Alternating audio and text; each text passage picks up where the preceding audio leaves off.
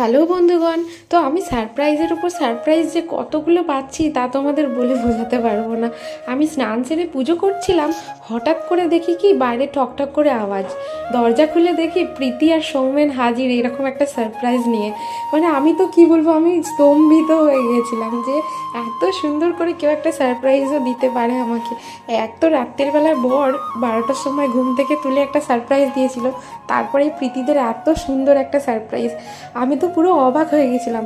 ওরা এই first time আমার বাড়ি এলো, তাও আমাকে না জানিয়ে আমার বরের সাথে মানে ষড়যন্ত্র করে দুজনে মিলে এই আমার বাড়ি পর্যন্ত এসেছে।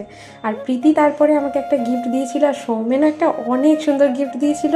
আর তারপরে প্রীতি আমাদের এই দুটো কুকুরকে আদর করতে গিয়েছিল, আমি ওদেরকে বিরিয়ানি ট্রিট দিয়েছিলাম। তারপরে প্রীতি থাকার ইচ্ছা ছিল, কিন্তু যেহেতু আজকে সংক্রান্তি ছিল, ওর শাশুড়ি মা বললো আজকে নাকি থাকতে হবে না, তাই বাড়ি চলে যাচ্ছে।